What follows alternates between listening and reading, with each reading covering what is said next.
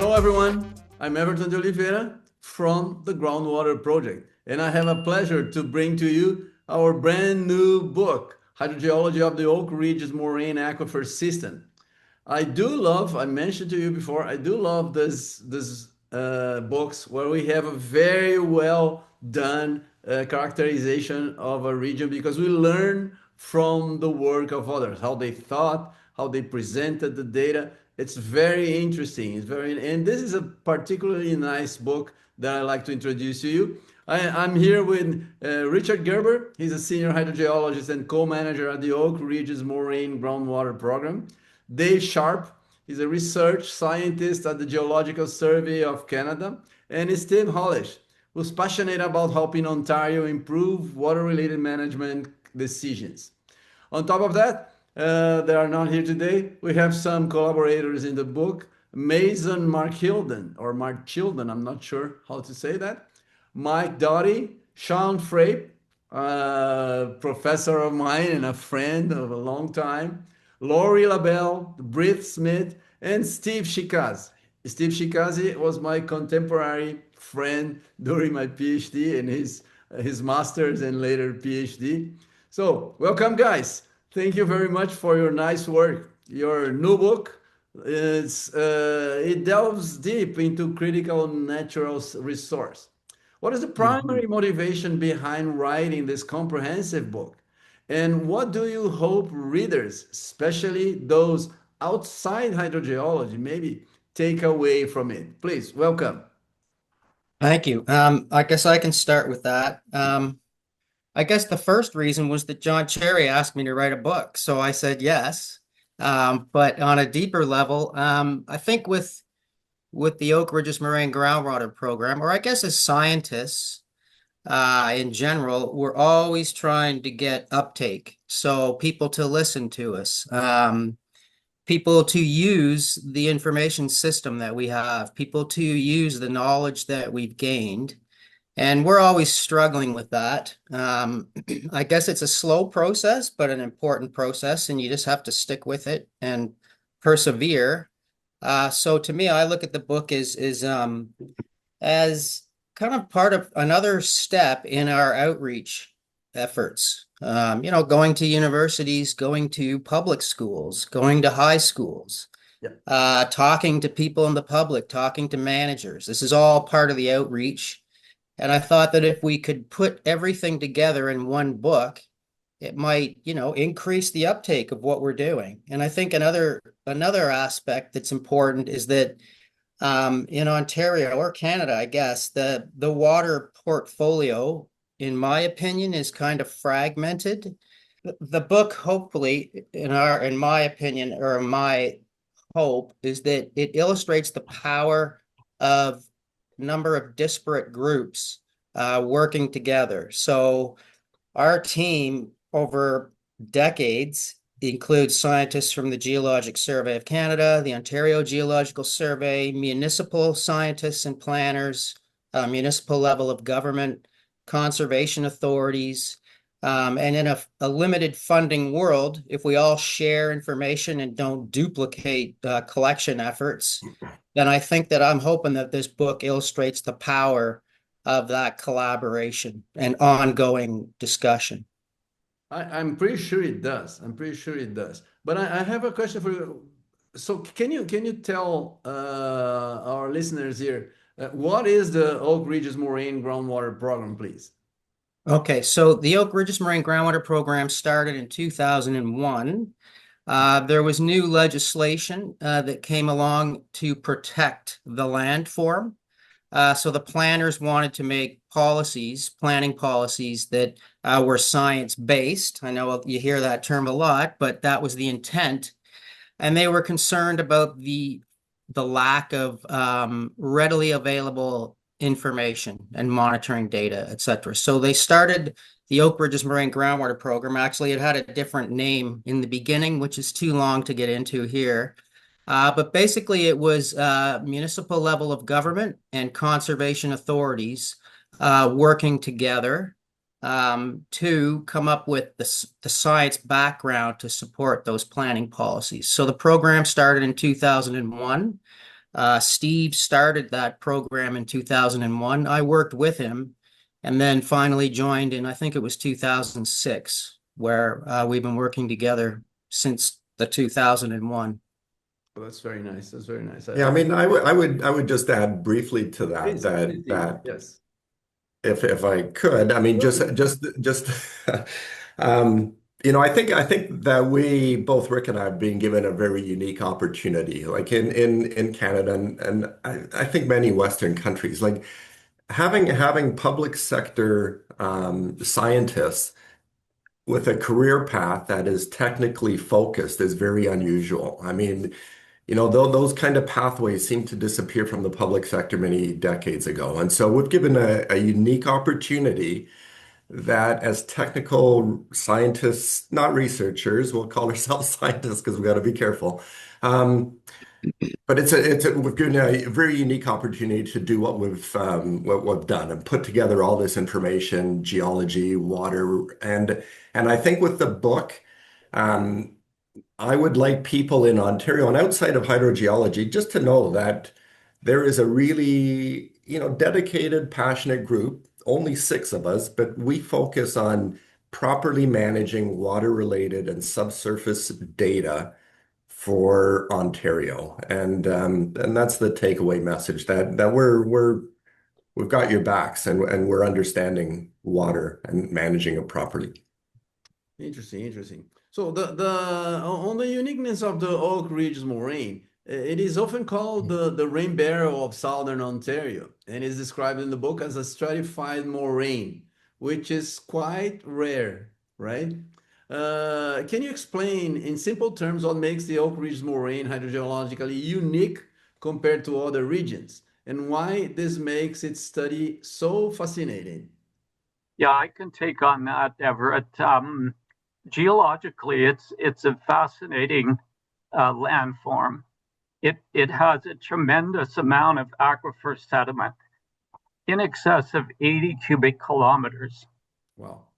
It has a unique formation in that there are several tiers of nested channel systems. And so identifying these channels as part of a glaciated landscape was quite innovative. And so that nested channel system gives the whole groundwater system an interconnected relationship. And so that's what's unique about it. And I think, as we'll discuss later, some of the methods to actually unravel that story is actually part of its uniqueness. But I think on a broader level, even connecting with the average public, we're now seeing landforms that we can link to contemporary floods in Iceland, glacial floods. And so understanding that origin is actually part of unraveling the complexities of this area. And so it has that uniqueness, but I think the methods development and the database that we'll talk about a bit more are the broader messages for any groundwater project anywhere in the world and the partnership. So maybe Steve and Rick want to add to that. I mean, I would just add from a hydrogeology perspective, there's about 40 major rivers and streams that come off of the Oak Ridges moraine. And the interaction in this part of Ontario between groundwater and surface water is critical. If you don't understand it, you're missing a big part of the picture. And so, knowing where people are pumping and how that might affect locally a stream is critical. And so that makes it, also a very interesting landform and area to study groundwater in. It kind of functions as an elevated reservoir, I think Dave and I came up with, that is a great aquifer system on its own, but it also drives flow to the deeper aquifer systems, and a lot of those are utilized for municipal supply. So it's very important. And as Steve said, it provides stream flow, the headwaters of streams, but it also replenishes water down to the deeper systems as well. Interesting, important. Okay, so your book emphasizes how the scientific understanding of the Oak Ridge moraine groundwater system is applied to real-world water management challenges like urban growth and water quality. Could you share an example of how your research directly impacts the daily lives of people in Southern Ontario or contributes to major environmental decisions? Do you want to start with that, Steve? Sure, I can start on that. I mean, I would just start off by saying, we have consultants who make use of our work and our data and our interpretations every day. We have about 1,100 account holders, both consultants, all our partner scientists and researchers at the GSEO, GSO. So there's many people every day taking a look at our website, making use of the information to make decisions. And it's interesting that often we're asked, can you give us an example of how your program has has kind of helped to solve problems? And there are examples of that, but the more important aspect of our program is it's very proactive as opposed to reactive. And so what we're hoping, there's been many problems, flowing conditions and so on in Ontario, in this part of Ontario. And what our program and on all the work that we've done, what it allows, what it permits is a very proactive approach, and problems don't happen. And so that's my answer to anyone who says, "Hey, tell us how you've solved the world's problems." But we're doing it proactively as opposed to reactively, which saves lots of money. I might. Right. Time That's the time key. and time. Yeah. Yes. Very Yeah. good. So a new sewer line or a new subway line can have a bit of a pre-screen before they do their due diligence drilling and field work as to where, if any problems may occur, right? If and where problems may occur, which will affect the type of field work that's conducted to do all their design studies. It's interesting. And that proactive message that Steve talks about, there are lots of examples where a lack of understanding of the groundwater system has cost many tens of millions of dollars. And so that's what the database assembly that this group has put together and the knowledge that goes with it allows to look forward in a proactive way. That's a great example. It's a great example. Very good, very good. So the program is highlighted as a leading edge initiative in data management and knowledge transfer using tools like 3D geological models. What is the most exciting technological advancement or data insight that has fundamentally changed how you understand and manage groundwater in the specific region? I think the key is starting years ago, developing a conceptual model. And the 3D models are a powerful part of that. But with so many different groups sharing data and so much information coming in now, you need a way to compartmentalize and interpret that as it comes in. You can't just collect data and let it build up into a mountain of when am I going to deal with that, which is often what has happened. So I think it's the just the development of that conceptual model that a bunch of different groups are talking about, and I mentioned them before: federal scientists, provincial scientists, and we have an ongoing conversation going after and testing and refining that conceptual model. So there is a lot of data, but you can't just, as Steve said, or has said, not on this video yet, but here's all the data on a silver platter. You can't do that. You have to say, and here's what it all means. So I think that's the key with everything that we do and that ongoing conversation between a bunch of disparate groups. That's the key in my mind. Interesting.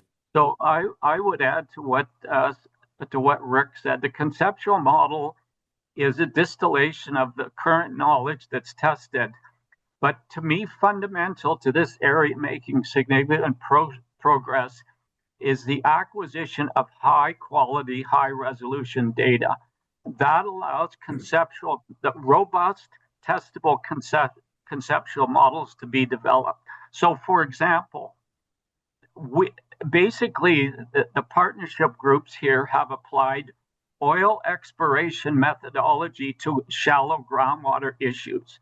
So seismic profiles, geophysical boreholes, continuous core sampling, as well as the related hydrogeological applications. So that allows a robust conceptual model to be developed, and you continue to be tested and refined. So it starts with the high quality data, because we come from an era of water well records, which are great in terms of their distribution, but you can't identify channels with a borehole. You need an architectural system, which is seismic profiling and other geophysical methods, gravity, etc. Yeah. So we've been given the freedom to look at the regional picture, so that we're ready to answer. Well, we have a chance, I think, at answering any question, whether it's regional or site specific, because we've been given the freedom for a long time to put together that regional picture, which is the conceptual model. And I think that's the strength of it. And you're right, Dave, the seismic surveys on a regional basis are huge. You still have to drill boreholes to test them, but that's huge.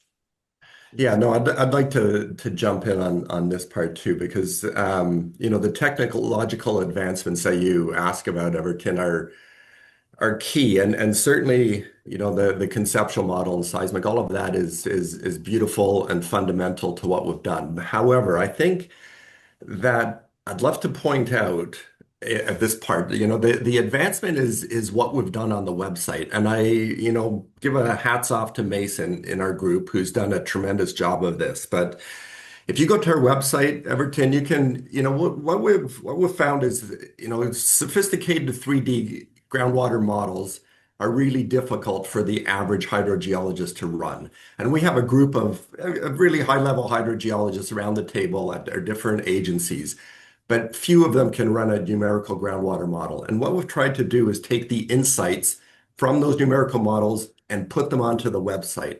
So if you come onto our website today, you can click anywhere on the map and look at particle tracking using one of 7 or 8 numerical models produced in the area instantly. We have over 14,000 documents, consulting documents. You can click on a document, pull up a PDF instantly. You can go to graphs of data, water level data, stream flow data, climate data from the 1900s until yesterday. It's all synthesized together. We have a climate model that Mason's put together.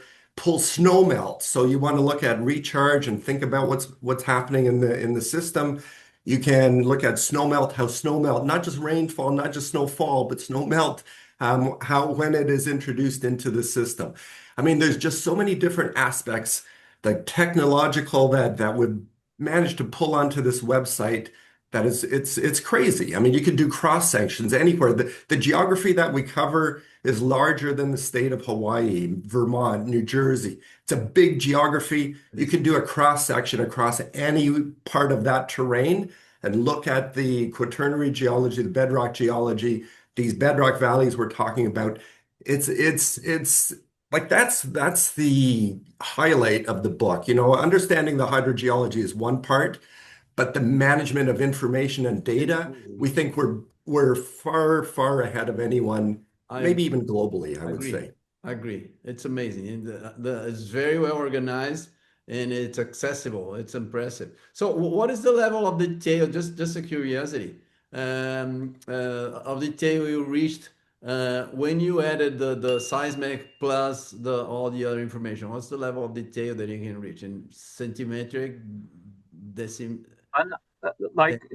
The resolution on the seismic is on the order of meters, 5 to 10 meters. But when you start drilling sites, so we drilled our first, when we had a picture of a 200-meter deep channel that cuts through all the 200 meters of quaternary sediment, which people thought was layer cake structure. And then our first borehole in Nobleton, we actually confirmed the channel, and we confirmed a gravel sequence of 40 meters. And so once you get the continuous core, you have centimeter by centimeter resolution, which actually gives you detail that can correlate across areas in a very detailed, complex area. So you have those multiple scales of resolution that allow to give you that. Now you have a confirmed conceptual model, and that allows what Steve said, the communication part of it, to occur because you have confidence in the conceptual model and you continually test it. So the information transfer is dependent on that you have high resolution data. They go hand in hand. Yeah. When you see the final result, like myself, I arrived when it's all done, right? It's like a hydrogeologist's dream because it's all there, right? You get explanations for all the details when you look around there. It's amazing. It's amazing. Very But nice. the journey is important too, how you got there. I know, yes, Because you definitely. probably went on some wrong roads that, well, you Oh, learned lessons, but yeah. anyway. But I think a key part here is the enduring partnerships over 30 years has allowed this rich database that Steve described to foster and come to fruition. If you don't have that stability and interaction of all these groups, you don't have this happen. And so the ability to maintain that, that is what could be emulated by other projects going forward, is strong partnerships, database development, methods development, and focusing on a simple conceptual model.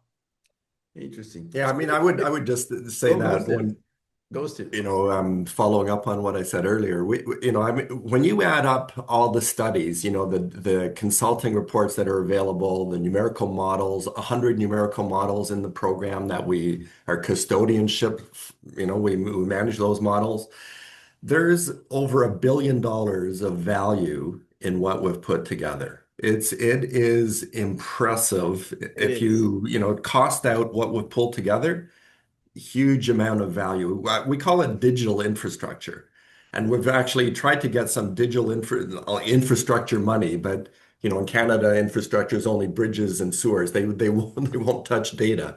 But what we've put together is digital infrastructure. Interesting, interesting. So your book touches upon evolving water quality concerns, including the widespread issue of road salt. For me, like a Brazilian, road salt is unheard of until I was there, right? Or unseen, I would say. And all the emerging threat of new contaminants like PFAS and microplastics. What are the biggest invisible threats to groundwater that the public might not be aware of? And what role can communities play in addressing them? I think the biggest problem is the public's lack of understanding what we do. Not necessarily a specific contaminant or whatever. It's beneath the ground is a big unknown. So, for instance, when we're looking for new water supplies, the environmental assessment will often conclude that, well, let's just go to a big lake and build a big pipe and have a treatment plant. Hugely expensive, and the idea, and I think the reasoning behind that seems to be that it's just too unknown. There's too many unknowns in groundwater. We can't see it. I mean, a lot of people are unaware that more than half the water in our streams is from groundwater. So I think the biggest risk is that we have to try and, like, our ultimate goal is a well-educated public, and that includes politicians and managers and non-scientists.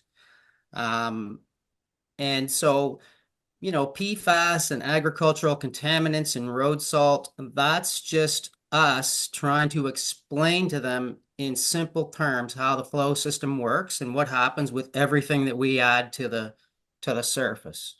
One of the difficulties, especially in urban areas, and I mean, IH and a lot of hydrogeologists talk about hydrogeology in urban areas, and we've found it actually very difficult to get good quality data in the city of Toronto. Even there's a lot of studies going on and there's lots of information being collected, but getting your hands on it is very difficult, even for us. And we have $1 billion worth of data. We have tons of chemistry data. But in the urban areas, it's tricky to grab that data. And so Yeah. I mean, we really, I mean, what the water quality is, the groundwater quality in the city of Toronto is very difficult to say.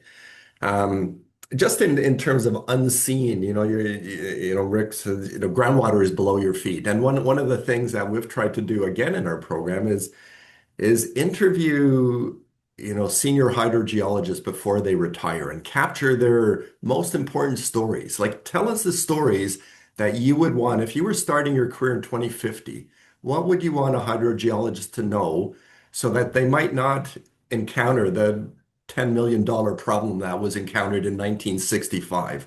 Mhm. And so those stories, if you come to our website, you can click and you get a story, you get a synopsis that's saying, son of a gun, in 1972, Bill Morrison drilled a borehole that was flowing and cost a lot of money to get out of. So those stories we're pulling into the future, which again is a way to try and get the community, technical folks, but also just the public to see, To see that. wow, yeah, there's action down there. Things are happening. We call that our groundwater knowledge. So on our website, we have these little points that you can open up a story that's a couple paragraphs long about what someone found, and maybe you should be aware of this if you're practicing in this area. And another thing we do that seems to be popular with our partners is we do what we call groundwater area of concern mapping, where it's basically asking the question for a certain area, and we're trying to get upper and lower tier municipalities involved, is where would I go if I wanted to find groundwater trouble? So flowing conditions. We haven't really gotten into other contaminated waters here or not, but where would you go to find groundwater trouble? Because we've seen a lot of construction projects and infrastructure projects that found groundwater trouble. And we thought, you Yeah. know what? We're not doing a good enough job outreach here if they didn't know about this. So Oh, it I know. behooves us to try and solve that problem. Yeah, this is difficult. Communication and Yeah, advertisement, that's very, very rare to yeah. reach everybody. That's true. That's true. Okay, so with all this experience studying the Oak Ridge, uh, each of you might have encountered some moments where you had that insight, that click, that you see something that you realize was interesting. So could you share some personal aha moment that, on a particularly memorable finding from your own work on the Oak Ridge Moraine that deepen your understanding or passion for hydrogeology, please? I can start with that. I think for me, it was in back to the mid 1990s when we were trying to site landfills in the area to take Toronto's waste. And there was a lot of groups doing a lot of high quality data collection, borehole logs, the whole bit. And there was one borehole that went to bedrock and it did not encounter, we have a soil unit called the Newmarket Till. So it's a 20,000-year-old till, or the lower part of it, that's really dense. It's basically concrete, like your sidewalk. And that separates the shallow part of the flow system from the deeper part of the flow system as the controlling regional aquitard, basically. And it was missing from this borehole. Top-notch geologist. I think, Dave, you were logging that, and it was missing. And I thought, okay, wow, what's going on here? But we had a lack of regional long-term groundwater levels. So then fast forward a little bit, and some of our partners have been collecting groundwater data for 30 years and never really had a great look at it. So we started to dig into that, and we're looking at yeah, there was a huge pumping regime change here, and look where the response went. It was linear. It was greater. The drawdown was greater than what we anticipate if we have sheet aquifers. So we're looking at channels here, and the key is you need that geology, but you also need the groundwater level and long-term monitoring of groundwater levels to figure this stuff out. So because of all the data sharing, I think we've since have enough data to kind of pull out what these channels look like how wide are they? How long are they? To me, that was the big aha with, oh, we don't have this aquitard that separates the two systems. And that sounds pretty simple, but it took a long time to kind of refine things, right? It takes years to refine things, but it's all about the sharing, I think, is what allowed that. I think my other aha moments are what we talked about before, is that people are looking for new water wells where they looked in the 1960s, and didn't find high quality or high yield aquifers. So in other words, we've lost our corporate history, I guess. So people retire, all that knowledge goes out the door. So as Steve said, we're trying to collect that as well. To me, I found that I never really thought of that. I found that a big aha moment. Wow, we really don't have any idea as a society as to what happened in the past. And Yeah, we're paying for it, basically. That nice. was another aha for me. Well, just to come back to the first story that Rick mentioned on the channels.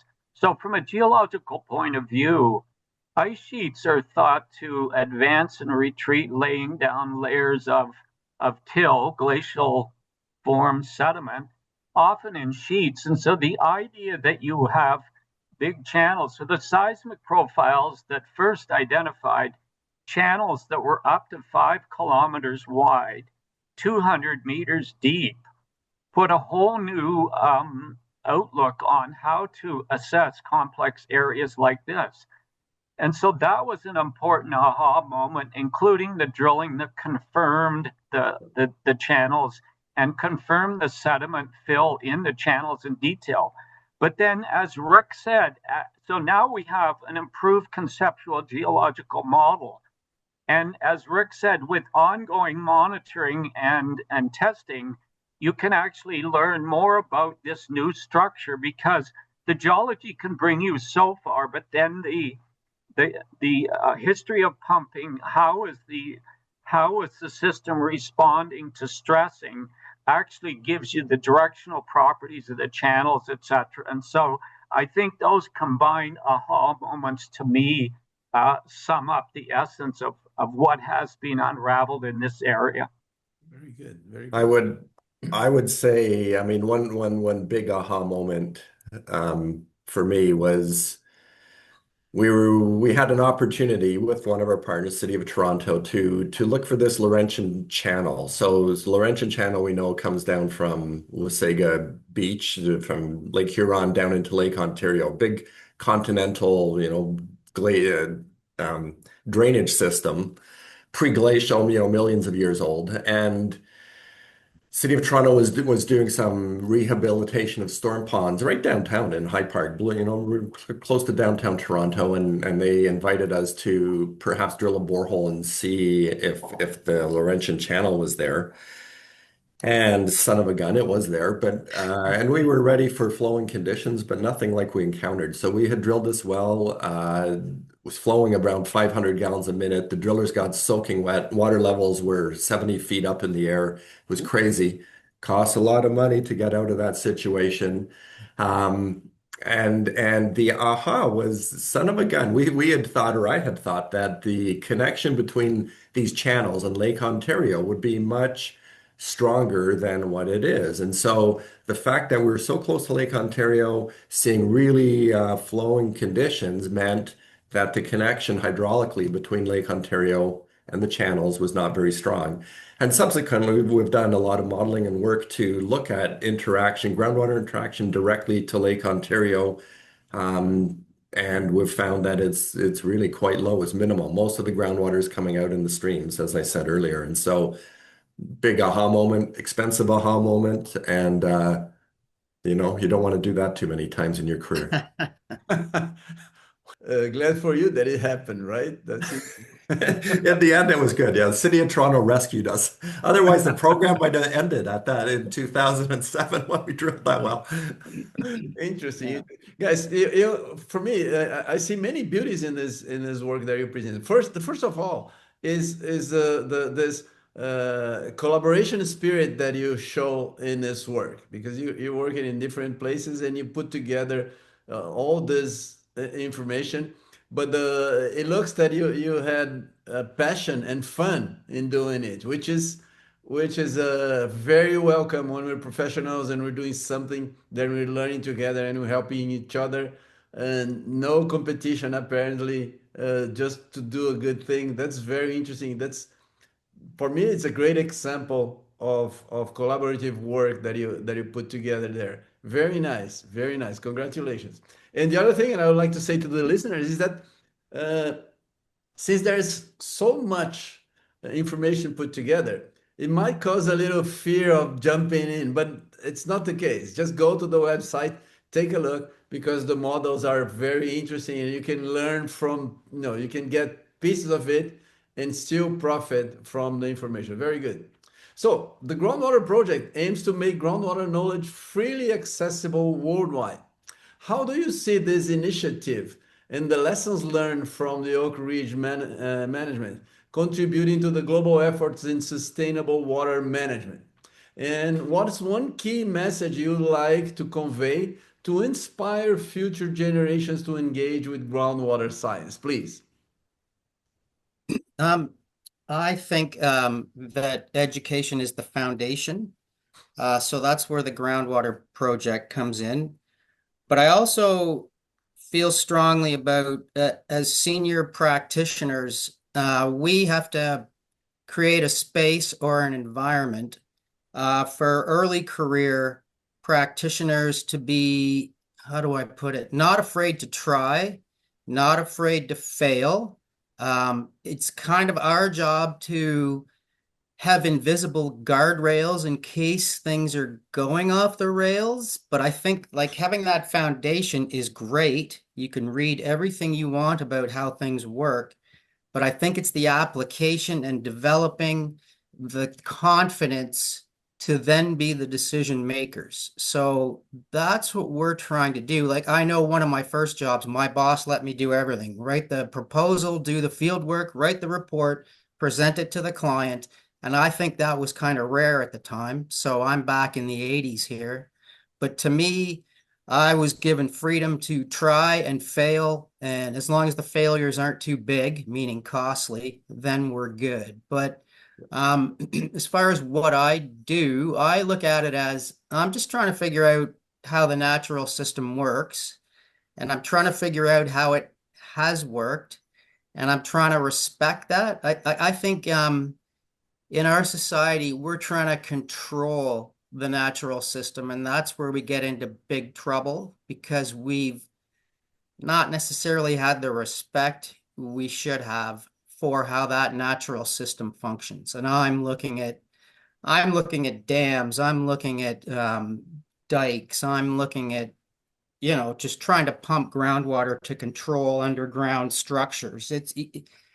I think we need more of a level of respect in our society and maybe try and work more with the natural environment as opposed, I mean, that's a big hope, but you have to try, right? And I'm not going to stop. I'll jump in on that one. I mean, I think that our program, so to inspire future hydrogeologists, I think that we kind of found a gap that was a wide open hole between academia. So doing mapping and interpretation like we have done, water table maps and potentiometric surface and gradients and so on.